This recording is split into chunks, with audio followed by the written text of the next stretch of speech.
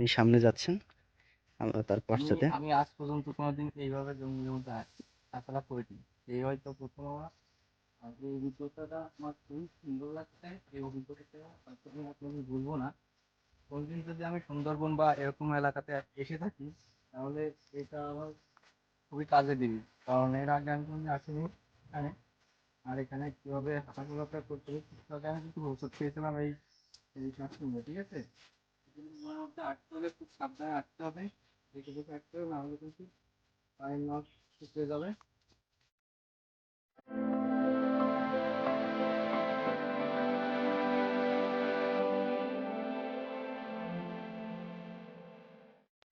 তুমি না বলেছিলে গোপাল, এরকম একটা পথে হাঁটতে পারলে সার্থক? এই আজনাক গতকাল ভিডিওতে অসাধারণ। দেখো আমরা এই হাঁটছি আজ।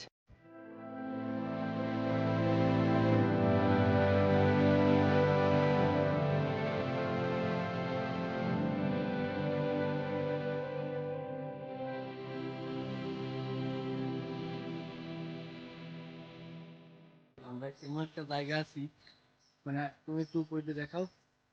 এমন একটা জায়গা আছি, মানে আমরা আশেপাশে চারপাশে কোনো কিছু হয়তো 20-30 গজের বাইরে কিছু দেখতে পাচ্ছি না। সব জায়গায় গাছ আর গাছ।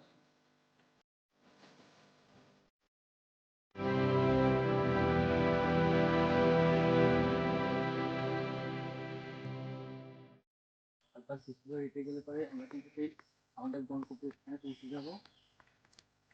সেই নারকেল গাছের তলে, যেখানে সবাই তাঁবু পেতে আড্ডা দেয়, রাতে বারবিকিউ করে।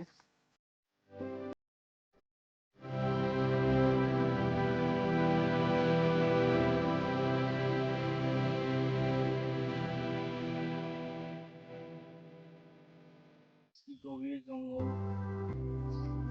জঙ্গল এতটাই গভীর যে আমরা মানুষের পায়ে হাঁটা পথ ধরে এগিয়ে চলছি, অন্য পথে ইচ্ছে করলেও হাঁটতে যেতে পারছি না, কারণ যদি পথ হারিয়ে ফেলি এই বন থেকে উদ্ধার করার মতো কেউ নেই।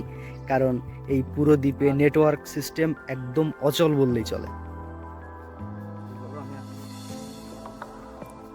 বন্ধুরা, আপনারা দেখতে পাচ্ছেন আমরা হেঁটে চলেছি, সামনে এখনো কিছু দেখতে পাচ্ছি না। কোথায় যাচ্ছি, কিভাবে যাচ্ছি আপনাদের যদি এখানে দেখাই, এখানে ছোট এবং বড় গাছের একটা অপূর্ব সম্মিলন দেখা যাচ্ছে। আপনাদেরকে দেখাচ্ছি, এই উঁচু যেগুলো দেখতে পাচ্ছেন এগুলো হচ্ছে বড় গাছ, আর নিচ দিয়ে দেখেন এগুলো হচ্ছে ছোট গাছ। এই ছোট গাছগুলোকে বলা হয় হচ্ছে গরান, আমি যতদূর জানি। আর বড় গাছগুলো হয়তো সুন্দরী।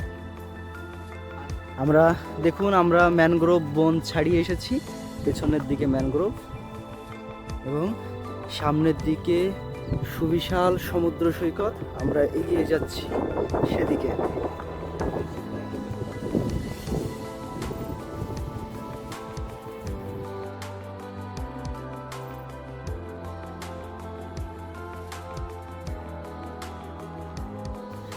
Okay, Gopal is taking his decision to run forward.